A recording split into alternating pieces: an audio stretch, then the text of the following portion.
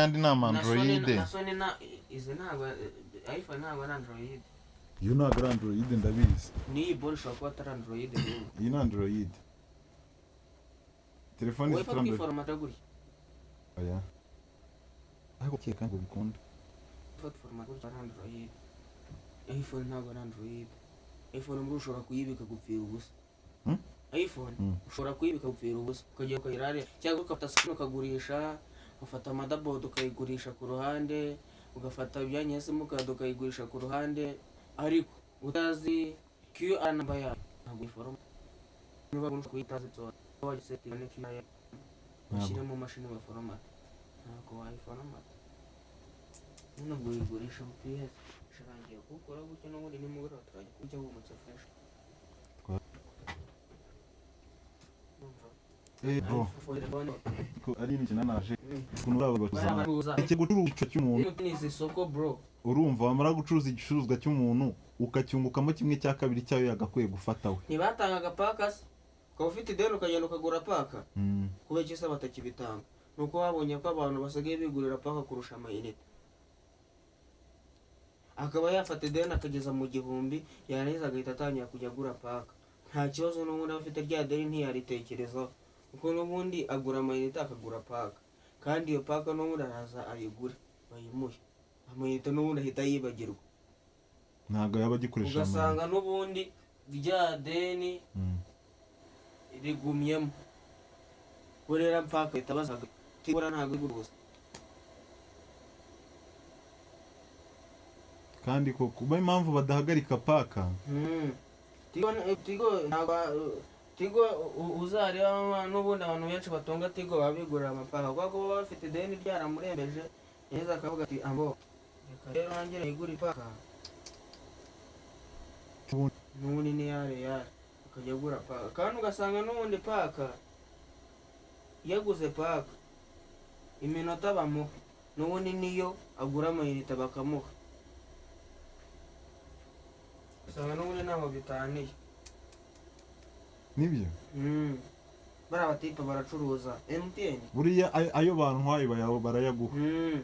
Nawe ayo utwaye bo none nta n'amafaranga bashora. Amayinite n'umwuka ntago bashora. Bo ntibashora. Baba bimereye nk'uko nguko atuye ngo birarangiye akahita yazana.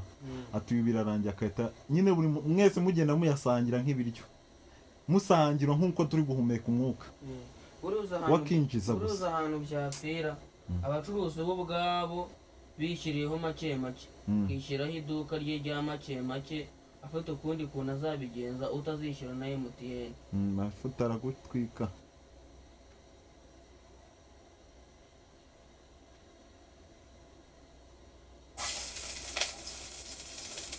Uri kumva se bro iyo nuzuye phenomene ni danger bro. Hari abantu baba barenze bro. Wowe ibyo ukora ni ukwimenyera isoko ryawe ukuntu rimeze hasigaye ukaza ugafata produit. Kavuga ati genda yijyanye ibyo gucuruza nimuza. Rega nagiye uzaye kuri service center yawe. Naho amatelefone baba bayafite. Yawo. Ntabwo barayabo. Hari umucuruzi waba warasenyeye kontara yuko azajya baha phone. Ngezajya mbaha phone. Noneho yarangiza nese MTN igira uruganda. Kare. Noneho ikizagutangaza kizakwereka ko bari abanigara abacuruzi cyane. Za zindi ngo MTN touch ntabwo ziba muri make make. Reka.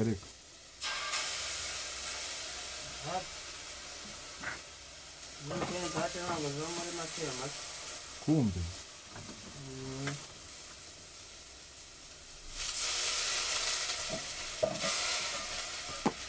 Baraboneza ko barenze. Baraboneza baba bari hejuru bro. We yicururiza n'ibintu adafite igishoro. We ni nkaho yicururiza nyine nta gishoro kindi bimusabye. Ahubwo mwega yo mufite niyo cyo gishoro kiwe. Noneho reba nk'abantu bagura amayinite ku munsi. Icyambere bungutse ko bagurishije amayinite.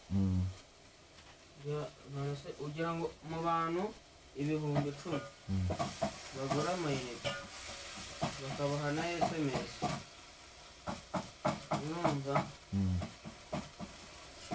SMS zabo n'ubundi barongera bakazitwara. noneho igitangaje aho ngaho ni ukuntu abantu sosiyete isanzwe yiba yumva nyine ni nk'ikintu man kitarenze uri kumva iyo ageze nk'uko ngo agafata telefone ati agasanga amayinite aragiye ati barayafunze ujya kumva atatu ati barayafunze do urumva wowe ntamenye ikihisha aho ngaho nyine akumva ko amayinite nyine yatinze kuyakoresha barayafunze oya reba urumva bigeze gushyiraho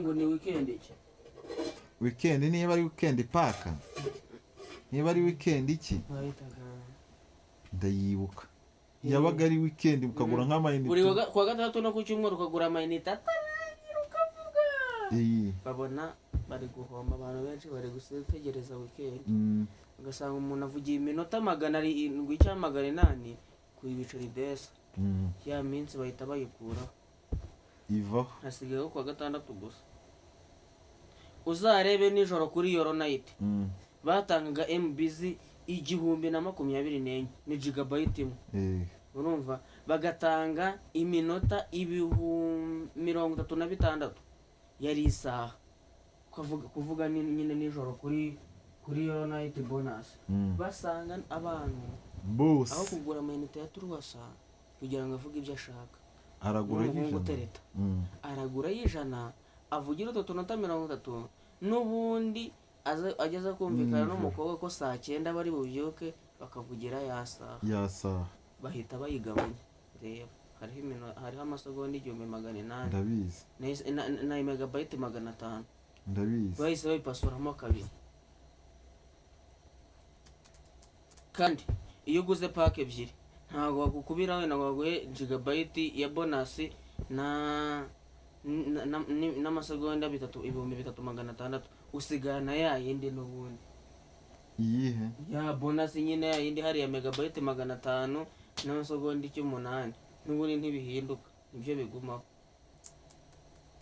niyo wagura paka y'igihumbi ni ibyo ngibyo ni ibyo nyine ari abanega barunguka bro ntuzabone bubaka amazu hakibaza iyo business we muri make icyo yakoze yaratekereje rero niho uzabona nta bishoro bindi birenze niho uzabona ngo tigiri gutanga simukadi z'ubuntu iri gukora umukiriya nyine yongere yisuganye yongere ikora abakiriya kuko abakiriya bayishize bose bibereye kuri MTN kandi nibaza ko MTN yo kubarya nyine ahubwo benshi no mu mitwe yabo barabizi ko MTN ihenze ariko ntago ibyo babyitaye ko bihenze cyangwa idahenze barayikoresha uhamagara ijana so uri gusobanuza ubasobanuza urebe ko amasegonda yabo atava aragenda mbere se si bavugaga ngo nukuvuga guhamagara ku buntu guhamagara ku buntu ku ijana ubusobanuza ntabwo uvugana n'umukozi wabo iyo uvuganye n'umukozi wabo urishyura wewe wishyura kuvugana n'umukozi none ikintu cyanyetse ko shaka gusa bafite n'abakozi benshi byataye cyane umukozi ushobora guhamagara ubaza ikibazo nona akakubwira ati uze guhamagara nyuma y'isaha yamaga nyuma y'isaha uvugana n'undi kandi ugasanga ikibazo cyawe arakizi bakimubwiye ntakasubwa n'indi ukimubwira zaro ukimubwira bafite call center nabonye akabonye akantu yazanye nakabonye akaboro gahumura fresh oya banza undangirize aya call center yabo ushobora gusanga ari nk'inzu nk'enye call center ushobora kuba irimo abakozi 800 cyangwa 1000 imwe call center nyine ya MTN ya nyayo nyine kuri uhamagara 100 ukavugana n'umukozi uwo mukozi muvugana ari nk'abakozi 900 bakora muri call center gusa, yego atari muri service center kwa kundi ugenda usobanuza ibibazo urashaka kugura simukadi, muri call center gusa. Niyo mpamvu nta saha n'imwe ushobora guhamagara kuri MTN ngo ubura umukozi ugusobanurira. gusa Tigo se wari bumva call center yayo Airtel ntayiriho ntayigira. Ese ko uhamagara 100 ugasobanuza Tigo Airtel wari wumva aho uhamagara kaboro gahumura neza. ibyo birantangaje n'ibyo bintu. Airtel ntigira call center, Airtel nta call center igira, ahubwo bo bagira iyo bita service center. kandi MTN igira service center ikagira na call center. Difference. Aho ngaho niho uba wicayemo abakiriya uhita ubica kumva ko umukiriya niba atunze MTN nagira ikibazo azagira uwo asobanuza igihe icyo ari cyo cyose abikeneye. niba atunze Airtel nta hantu azamubona asobanuza keretse kujya ku cyicaro. hariya biba bivuze ko muri Airtel niba ugize ikibazo nta handi hantu wasobanurirwa usibye ku cyicaro. kujya ku cyicaro gusobanuza se ko bimeze gutya na gutya. ubwo waba ufite igihe waba udafite igihe ugomba gushaka igihe ujyayo, ugomba gushaka igihe uri bujyeyo ukamuganiriza akagufasha. ariko uzavuga ati nitwa Byukusenge Emmanuel, yego kuri MTN ati mfite indangamuntu, indangamuntu yanjye ibaruye kuri nomero enye. yego ubwo ati kandi ndashaka gukuraho nomero imwe, ndabigenza gute? kandi akanyenyeri gutya na gutya na gutya na gutya wahita bikubwira kuri MTN. kuri MTN. ariko se kuri Airtel babaza nako urababaza iki kuri bwigire? rero MTN guhenda kwayo gufite nyine bo bazi nibyo nakubwiraga, bazi ikibuga bakijemo bakizi baragitegura. ese buri gashingwa nande?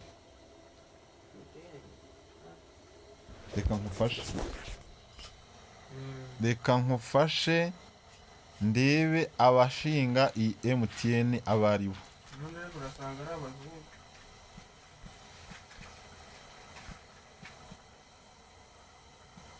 MTN ashaka kujya kera kuri Noheli njye namanjije kubona, namanjije gusobanukirwa impamvu kera umwaka watindaga. abana babaga bazi ceceka mbanze nkusobanurire iby'umuntu washinze MTN. ni kampani yabonetse cyangwa se yagaragaye mu 1994. none nta nubwo yari inarenze, reba nta n'imyaka ishize myinshi. iyo kampani yitwaga MCL, ntabwo yitwaga MTN, yitwaga MCL. urumva? yego. n'ubufasha yahabwaga na South Africa government, nyine guverinoma ya South Africa yarabafashaga. urumva? mu mwaka w'1995 yahinduye CEO wayo. urumva? yitwa John Beck, imuhinduza n'uwo bita Bob. urumva? Robert Bob na founder wayo ari we witwa Rena Giatri. uri kubyumva?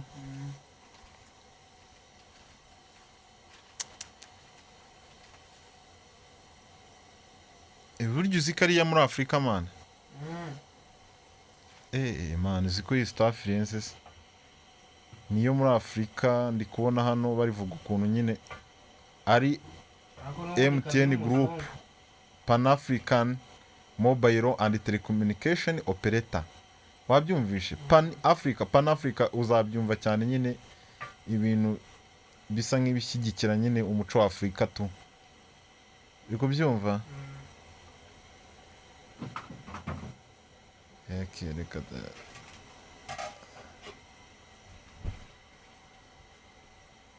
none numva ikindi gitangaje kuri MTN uri kubyumva nuko MTN ushobora mu gihe uri gutraveling ujya nko muri United Kingdom cyangwa Amerika cyangwa Canada cyangwa hehe aho hantu hariyo ahantu 41 urumva ushobora kuba wagira iki wahamagara kuri call center cyangwa ugakoresha MTN wumve ati se ibi buriya ikorera mu bihugu bingahe ikorera mu bihugu 22 muri Afrika mu bihugu 52 muri Afrika hari Afurika igira ibihugu 52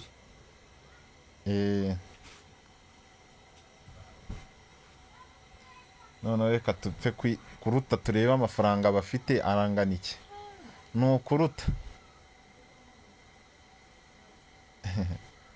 reka ko mbona satani na menshi aya mafaranga bari kunyereka ko mbona atari na menshi abacuruzi ukuntu basigaye bameze mba nkubwire reka turi ceceka ahubwo umugani nk'aha ngahe ayo bavuze aha nani icya kabiri nta n'urudomo rwayo afite ruba ruri hano aya baba bashyize hano aba ari nk'akantu ko kugira ngo badahabura n'abantu ahari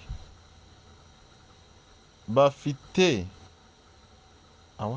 mvaga buriya ubaza umusoro bishyura uraruta network bafite kuko umusoro bishyura reka mbigusobanurire wumve burango nyine wamaze kumva kandi yuko yitwaga MCL ura ntago yitwaga MTN byahindutse nyuma reka nkusomere telefone za MCL se suzi ndazibuka MCL tw'umukara twa karasharamye two bitaga karasharamye right iyo karasharamye Mary rero yarayifite nijyana ku ishuri isoni izimije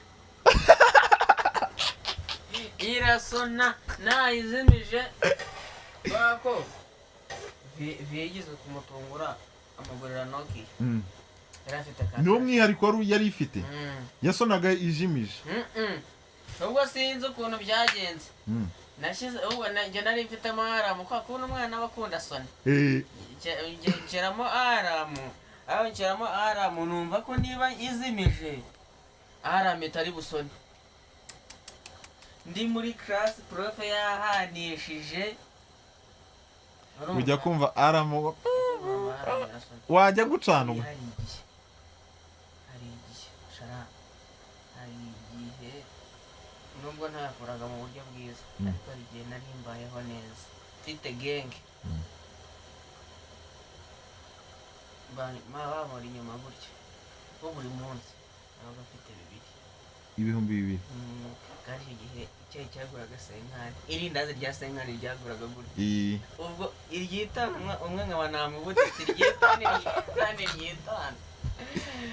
bagahita bamindura umwami banza ureba aho ngaho niba nta kibazo biri buze kugira kuko bimara iminota mike ndeka nkukomereze imishinga y'aba bantu ubwo itariki imaze imyaka 29 ishinzwe ya headquarter yabura yiberaho bita South Africa Johannesburg urwa mukuru urumva wumve nyine ko ari Nyafrika tu noneho abantu bayigize barenze no bita Jonas urumva nundi nyine mu CEO wawe bita Charles ho twavuze haruguru umva produit zabo rero produit umva ukuntu bacuruza umve agashya kagiye kuba kuri produit GMC related product internet services nta yindi produit ni internet services n'ibindi byose bijyanye n'icyo kintu iba amayinite bibi kipfa kuba ari gukominikana iyo niyo produit ndagukomereza mbageze uko binjiza revenue ukuntu yabi bihagaze ihagaze biliyoni 179 n'ibice 361 biliyoni ku mwaka ku kwezi. ndacyakomeza kuko ndahakubwiraho niba ari umwaka cyangwa ku kwezi. Uri kuyumva ayo mafaranga yari ariho muri 2022 uri ku 2021 Paulo. Tekereza rero ubu ngubu 2021 hari muri covid. Yego hari ahantu nta kuntu batari kwikuba. Ubwo ntabwo bikubye cyane. Internet yakoreshejwe urayizi muri kiriya gihe. Amayinite yakoreshwaga nta muntu wabaga wemerewe kuva hano ngaze kukureba. Wabaga ari hano byabaga ari ngombwa yuko ari buguhamagara uri na hano hirya. Icyo gihe ayo mayinite se ntabwo yagendaga. Telefoni zarakoreshejwe ku kigero kiri hejuru buru utazakeka. Ukundi kuna muteni yongoka. Baracyagiye turi mu isoko. Hari Kimironko. Muteni nyabuze igishari cy'ijana ikunguka wowe wenyine. Ngiye kugura gusa ngiye kwigurira. Ubwo twagiye ku nyama. Aturishyura kuri momo. Tuza ku gitoki. Warishyuye bagukata ijana. Kuri momo. Wehewe nakatoreka kuri busheri buriya akubarungutsa kuri kode naho barunguka bakaba bafite ukuntu bunguka. Ndabizi ni iminota 5 ubundi. Kuyitoki ijana bararyungutse. Batugeza ku washyizemo umunyu. Iyo batugeza ku mapavuro. Ati naho ndakungukaho. Kwishyuye igihugu. We mbese ubucuruzi bwe bugendana nawe aho ugiye hose. We aho uri kujya agomba kugukoreramo amafaranga. Bakungutse hirya ino. 150. Ibaze kandi nimugoroba gusa. Ibaza abantu bose mu gihugu cyose banyuze aho hantu. Rusizi, Ngororero, Nyamasheke, Rwamagana, Ngoma, Kirehe. Urumva? Fata ko buri muntu nanone yagiye mwunguka hirya 5 miliyoni. Fatira igihe 5 kube na miliyoni 12. Baba we aya mafaranga 150 kube miliyoni 12. Ndashyiraho amazeru. Shyiraho 12. Yego. Shyiraho amazeru 6. Ni biliyoni 1 na miliyoni 800. Bakungutse abo nta kintu bashoye ku mafaranga yawe. Ku mafaranga yawe wafashe ukabitsaho. Reka bakoresha umukozi ku isaha. Nako ni ku minota. Bafite ishingiro. Ku mafaranga wowe ubwawe wafashe ukavuga ati kamfate kuri amafaranga ku mutekano wanjye nazayanywera byeri nazagira iki kamenya shyizaho hano. Wowe niwe wayijyanye. Uko yabikuza. Bagenda bakungukaho. Ndi kubyumva. Yahiye ndabizi. Wowe uko yabikuje niko bakungukaho. Kandi wayashyizeho nta gahato ahubwo ari nko kuvuga ati ni mu bwihisho. Nigire mu bwihisho. Niyo mpamvu buriya hari umwarimu wacu w'imibare. We ntabwo yatubwiye ku bintu bya MTN. Yatubwiye ku bintu bya banki. Atari ko buriya ntuzafate ngo wishuke amafaranga yawe agenda uyabitse muri banki. Urumva arimo cyangwa se? Ndumva biraho. Urumva ntuzishuke. Ati wenda katuvuga ati